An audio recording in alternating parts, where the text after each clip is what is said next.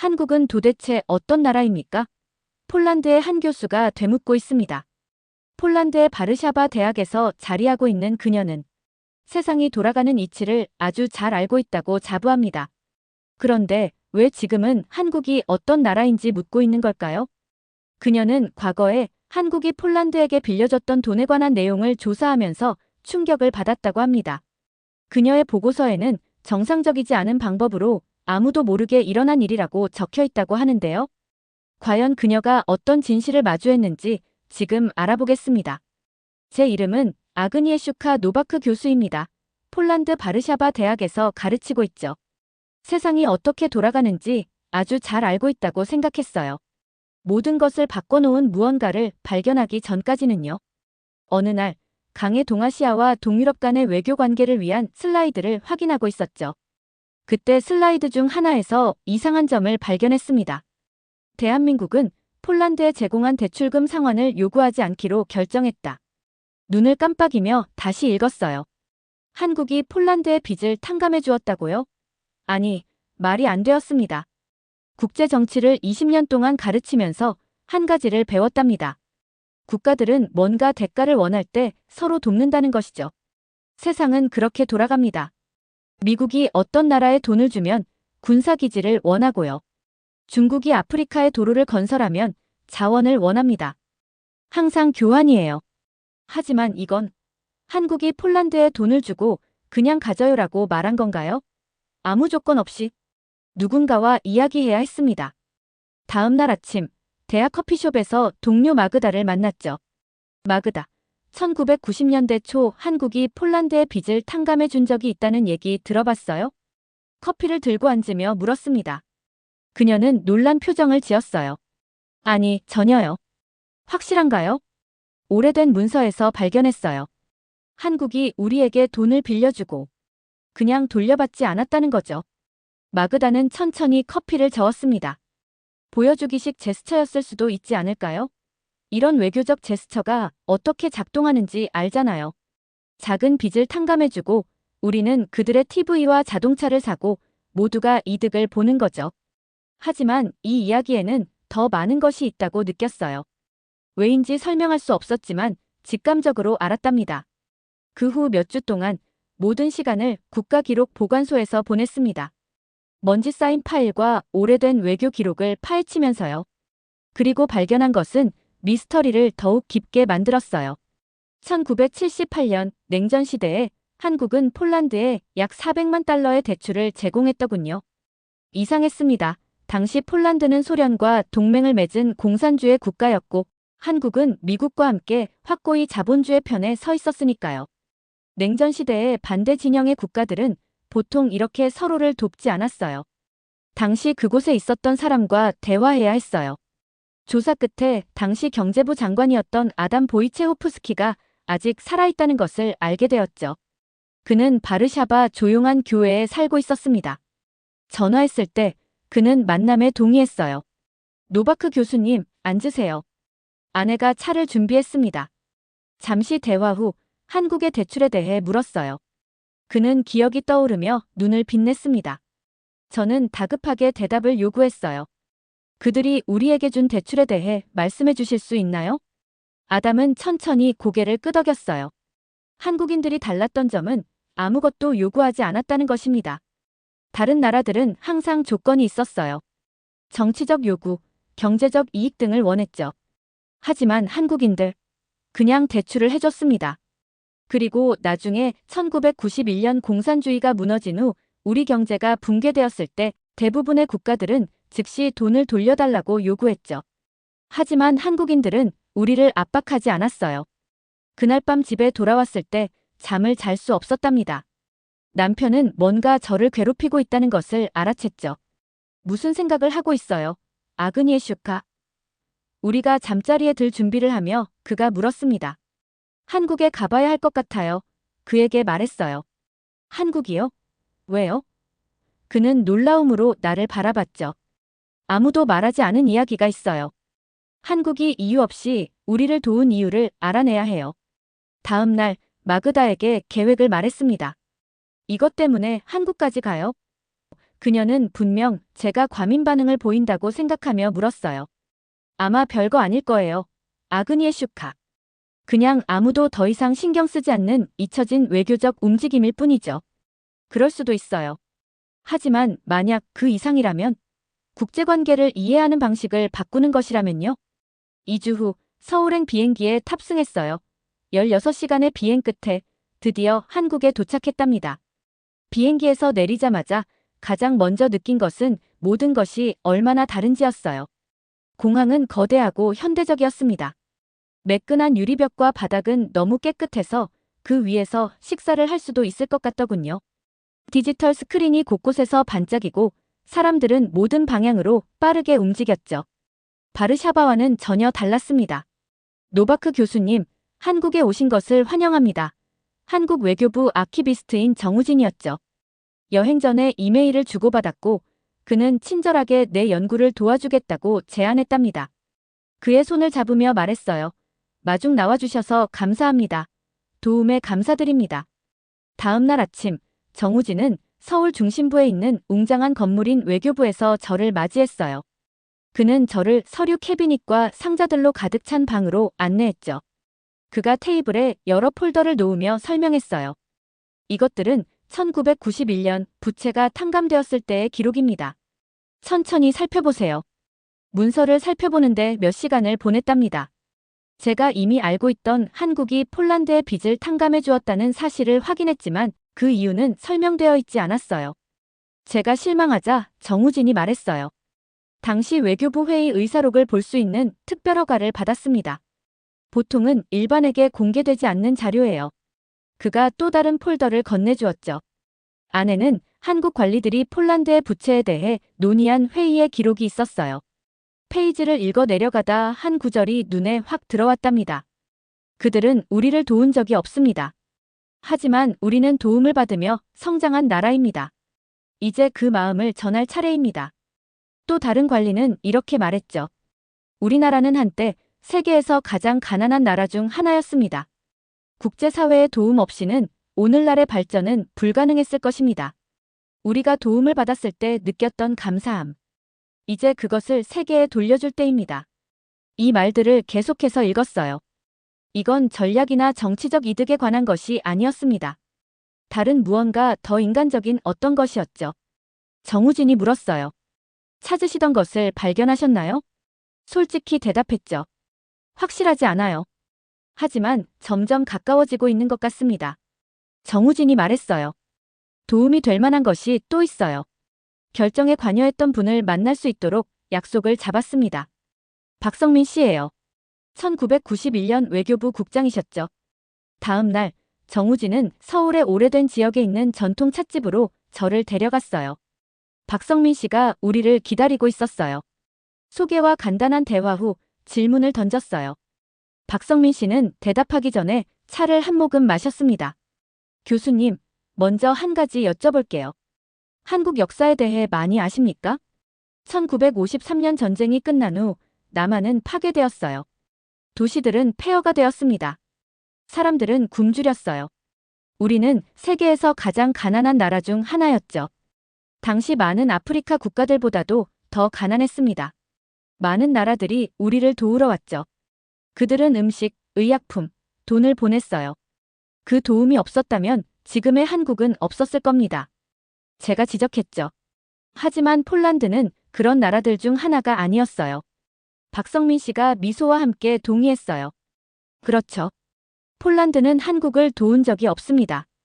하지만 그게 중요한 게 아니에요. 1990년대 초 공산주의 이후 재건하려고 노력하는 폴란드를 보았을 때 우리는 그 투쟁을 알아봤어요. 우리도 거기 있었거든요. 제가 물었어요. 하지만 왜 공개하지 않았나요? 대부분의 나라들은 이를 발표하고 좋은 이미지로 활용했을 텐데요. 그의 대답은 저를 놀라게 했죠. 진정한 도움은 조용히 주는 것입니다, 교수님. 우리는 폴란드가 우리에게 뭔가 빚지고 있다고 느끼게 하고 싶지 않았어요. 우리는 단지 여러분이 성공하기를 바랐을 뿐입니다. 찻집을 나서자 서울이 어쩐지 달라 보였어요. 현대적인 건물들과 분주한 거리 뒤에 이제 한때 여기 있었던 폐허를 상상할 수 있었죠. 파괴되었다가 스스로를 재건하고 그리고 공로나 상환을 요구하지 않고 다른 이들을 돕기 위해 손을 내민 나라였답니다. 이것은 제가 국가들이 서로 어떻게 행동하는지에 대해 알고 있다고 생각했던 모든 것에 대한 부정이었어요. 그리고 궁금했죠. 더 많은 나라들이 이런 식으로 행동한다면 세상은 어떤 모습일까요? 폴란드로 돌아가는 비행기는 어쩐지 달랐어요. 비행기가 나라와 바다를 가로지르는 동안 제 마음은 이 퍼즐의 조각들을 맞추느라 분주했답니다. 서울의 평화로운 찻집에서 박성민 씨가 들려준 이야기가 계속 머릿속을 맴돌았죠. 마침내 바르샤바 공항에 도착했을 때 마그다가 기다리고 있었어요. 대학 근처 카페에 들렀습니다. 폴란드 커피와 페이스트리의 친숙한 향기가 멀리 다녀온 후라 위로가 되더군요. 한국에서 배운 모든 것을 마그다에게 이야기했어요. 그래서 그들이 우리 빚을 탕감해준 이유는 자신들이 가난했던 것을 기억해서인가요? 그녀가 얼굴에 혼란스러움을 드러내며 물었죠. 커피를 저으며 설명했답니다. 그것보다 더해요. 그들은 도움이 필요했던 느낌을 기억했어요.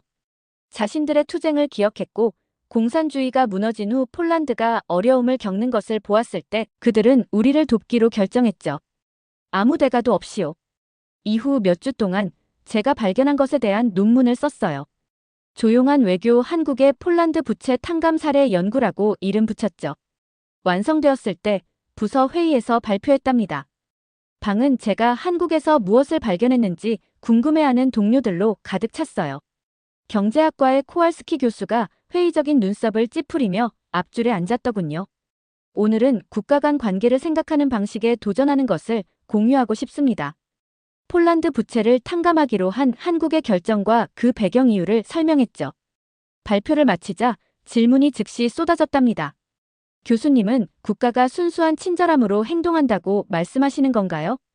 코왈스키 교수가 안경을 고쳤으며 물었어요. 대답했죠. 흔한 일이라고 말하는 건 아니에요. 하지만 이 경우 한국의 행동은 전략적 이익이 아닌 다른 무언가에 의해 동기부여된 것 같아요. 토론이 계속되었고 사람들이 진심으로 흥미를 느끼고 있었죠.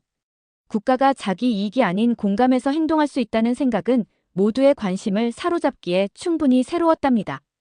이후 몇 달 동안 한국의 외교 정책을 더 깊이 파고들었어요. 폴란드에 대한 그들의 조용한 지원이 일회성 결정이 아니었다는 것을 발견했죠. 그들은 다른 나라들도 도왔고 종종 이를 공개하지 않았어요. 그것은 더 넓은 철학의 일부인 것 같았답니다. 제 논문이 출판되고 주목받기 시작했어요. 학자들뿐만 아니라 외교관들로부터도요. 전 세계 학자들로부터 이 특이한 사례 연구에 관심을 보이는 이메일을 받았죠. 그러던 어느 날 심장이 뛰게 만드는 전화를 받았답니다. 바르샤바의 한국 대사관이었어요. 문화 담당관이 말했죠. 노바크 교수님, 저희가 교수님의 논문을 큰 관심으로 읽었습니다. 다음 달 서울에서 외교관계에 관한 국제 컨퍼런스가 있습니다. 거기서 연구를 발표해 주시겠어요? 컨퍼런스를 준비하면서 강의 슬라이드에서 그 한 문장을 발견한 날 이후로 제 관점이 얼마나 바뀌었는지 생각했어요. 회의적인 마음으로 시작했고 한국의 행동 뒤에 숨겨진 의도가 있을 것이라고 확신했었죠. 이제는 때로는 국가들도 진정한 선의에서 행동할 수 있다는 것을 이해했답니다. 서울로 다시 떠나기 전날 밤 아파트 창가에 서서 바르샤바의 스카이라인을 바라봤어요. 공산주의 몰락 이후 폴란드가 어떻게 변했는지 생각했죠. 우리는 어려움을 겪었지만 재건했어요. 그리고 어쩌면 어떤 작은 방식으로든 한국의 조용한 친절이 그 길을 따라 우리를 도왔을지도 모릅니다. 내일 다시 서울행 비행기를 탈 거예요. 하지만 이번에는 다른 목적으로요. 미스터리를 밝히기 위해서가 아니라 제가 배운 것을 공유하기 위해서였죠. 종종 권력과 자기 이익에 의해 움직이는 세상에서도 국가 간의 연민과 진정한 연결을 위한 여지는 여전히 있다는 것을요. 서울의 국제 컨퍼런스 홀은 높은 천장과 전 세계에서 온 사람들로 가득 찬 의자 줄로 거대했어요. 연단에 서자 심장이 빠르게 뛰었답니다. 마이크를 조정하고 학자, 외교관, 기자들로 이루어진 청중을 바라봤죠. 안녕하십니까? 저는 바르샤바 대학의 아그니에슈카 노바크 교수입니다. 오늘 국제관계에서 흔치 않은 이야기를 나누려 해요. 조용히 주어진 도움, 그것도 아무런 대가를 기대하지 않은 이야기를 말이죠. 한국이 폴란드의 빚을 탕감하기로 한 결정에 대해 이야기하자 사람들이 자리에서 앞으로 몸을 기울이는 모습이 보였어요. 이것은 전략적 이익이나 정치적 책략에 관한 일반적인 컨퍼런스 발표가 아니었죠. 국가 간의 인간적 연결에 관한 이야기였습니다. 저는 권력과 이익에 기반하여 국가들이 어떻게 상호작용하는지 연구하는데 제 경력을 바쳐왔어요. 하지만 한국의 접근 방식은 저에게 다른 무언가를 보여주었어요. 진정한 선의 조건 없는 도움이 강력한 외교적 자산이 될 수 있다는 가능성을 말이에요. 가장 중요하게는 우리가 받은 것뿐만 아니라 우리가 아무것도 없었던 시간을 기억하는 것의 중요성을 배웠답니다. 그것이 진정한 연대와 이해를 가능하게 하는 거죠. 발표 후 많은 사람들이 저와 이야기하러 왔어요. 외교관, 학자, 학생들 모두 이 특이한 사례에 대해 논의하고 싶어 했죠. 하지만 한 대화가 특히 눈에 띄었습니다. 한 노년의 한국인 남성이 따뜻한 미소로 다가왔어요. 교수님, 당신의 발표는 매우 감동적이었습니다. 저는 1991년 외교부의 젊은 관리였어요. 폴란드의 부채에 대한 결정을 내릴 때 그 자리에 있었죠. 흥분이 밀려왔어요. 정말요? 어땠나요? 그가 회상했죠. 길게 토론하지 않았어요. 우리 장관님은 단순히 우리의 역사를 기억해야 한다고 하셨어요. 우리가 한때 도움이 필요했고 이제는 다른 이들을 도울 차례라고요. 우리가 무엇을 얻을 수 있을지에 대한 논의는 없었어요. 그저 옳은 일이었을 뿐이죠. 그 대화는 폴란드로 돌아온 후에도 오랫동안 저와 함께했답니다. 그것은 제가 믿게 된 것을 확인시켜 주었어요. 때로는 국가들이 진정한 선의에서 행동할 수 있다는 것을요. 3년이 지났어요. 한국의 조용한 외교에 관한 제 논문은 많은 국제관계 프로그램에서 필수 읽기 자료가 되었죠. 유럽과 심지어 미국 전역의 대학에서 강연 초청을 받았어요. 하지만 다음에 일어난 일은 예상하지 못했답니다. 태블릿으로 뉴스를 읽으며 커피를 마시고 있었는데 한 헤드라인이 눈에 띄었어요. 폴란드, 한국과 역사적인 방위 계약 체결. 폴란드 역사상 최대 규모. 기사를 빠르게 읽으며 커피를 쏟을 뻔했죠. 폴란드는 한국과 442억 달러 규모의 방위 계약을 체결했어요. 한국이 지금까지 체결한 가장 큰 무기 수출 거래 중 하나였답니다. 하지만 정말 제 관심을 사로잡은 것은 우리 국방장관의 인용구였어요. 오늘의 계약은 단순한 군사장비 구매가 아닙니다. 이것은 신뢰와 상호 존중에 기반한 관계의 결실입니다. 30년 전 한국이 공개적으로 알리지 않았고 폴란드가 거의 잊어버렸던 친절한 행동으로 시작된 조용히 쌓아온 신뢰와 상호 존중이었죠. 그날 오후 외교부로부터 전화를 받았어요. 그들은 폴란드 한국 관계를 기념하는 특별 행사에서 제가 연설해 주기를 원했답니다. 즉시 수락했죠. 행사 당일은 밝고 맑았어요. 외교부 건물은 폴란드와 한국 국기로 장식되었고 정부 관리 외교관, 비즈니스 리더들이 방을 가득 채웠죠. 제 차례가 되었을 때 이전에 경험하지 못했던 목적 의식을 느꼈답니다. 30년 전 한국은 기존의 외교적 지혜에 도전하는 결정을 내렸어요. 그들은 아무것도 요구하지 않고 폴란드의 빚을 탕감해 주었죠. 그들은 그것을 공개하지 않았어요. 그들은 그것을 지렛대로 사용하지 않았죠. 그들은 단순히 투쟁하고 재건하는 것이 무엇을 의미하는지 이해했기 때문에 그렇게 했어요. 잠시 멈추고 집중하는 얼굴들을 바라봤죠. 당시에 많은 사람들이 이 결정을 어리석다고 했을 거예요. 그런 행동에서 어떤 전략적 이점이 있을 수 있을까요? 하지만 오늘날 우리가 어디에 있는지 보세요. 폴란드와 한국은 우리 역사상 가장 강력한 양자관계 중 하나를 공유하고 있어요. 그 관계의 기초는 권력이나 두려움, 심지어 공동의 적도 아니라 신뢰예요. 조용한 친절의 행동으로 시작된 신뢰죠. 최근 방위 계약 서명식을 보여주는 다음 슬라이드로 넘어갔어요. 우리 방위 역사상 가장 큰 이 계약은 30년 전에 놓인 토대 위에 세워졌어요. 한국은 전쟁 후 받은 도움뿐만 아니라 그들이 아무것도 없었던 시간도 기억했죠. 그들은 투쟁의 고통을 기억했고 그것이 공산주의에서 전환하는 동안 폴란드의 도전을 이해할 수 있게 했어요. 행사 후 한 젊은 외교관이 다가왔어요. 그녀가 말했어요.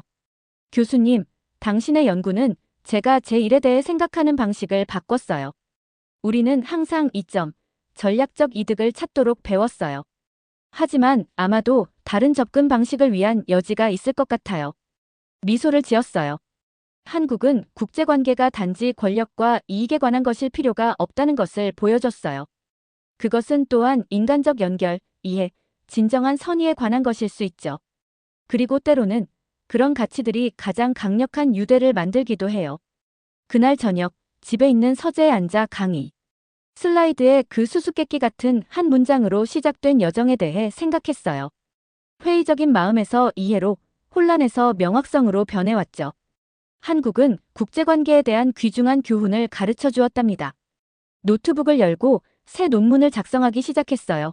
조용한 외교의 장기적 가치. 한국의 접근 방식이 폴란드 한국 관계를 어떻게 변화시켰는가. 글을 쓰면서 서울의 그 찻집에서 박성민 씨가 했던 말이 생각났어요.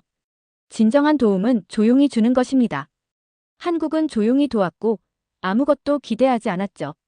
그리고 30년 후 그 조용한 도움은 폴란드 역사상 가장 강력한 국제 파트너십 중 하나로 꽃피웠답니다.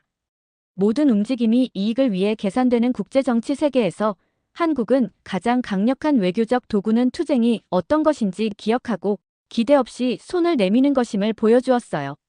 결론했었죠. 한국은 은혜를 받은 나라입니다. 하지만 그들은 받은 것만을 기억하지 않았어요. 그들은 또한 아무것도 없었던 시간을 기억했죠. 그래서 그들은 우리에게서 받지도 않은 은혜를 조용히 갚았답니다. 그것이 바로 대한민국입니다. 타이핑을 마치면서 깊은 만족감을 느꼈어요. 학문적 미스터리로 시작된 것이 훨씬 더 의미 있는 것이 되었죠. 국가들도 사람들처럼 진정한 연민으로 행동하고 그 연민이 여러 번 돌아오는 것을 볼 수 있다는 교훈이었답니다. 때로는 가장 조용한 행동이 역사를 통해 가장 크게 울려 퍼지죠. 그리고 한국의 조용한 용서 행위는 30년을 거쳐 울려 퍼져 우리 국가 간의 강력한 우정을 만드는 데 도움을 주었고 그 우정은 해가 갈수록 더욱 강해지고 있었답니다. 이상으로 오늘의 사연 마치겠습니다. 구독과 좋아요 꾹 눌러주시고 사연에 대한 댓글 남겨주시면 영상 제작에 큰 힘이 됩니다. 이 영상을 보시는 모든 분들께 행복이 가득하기를 바라겠습니다.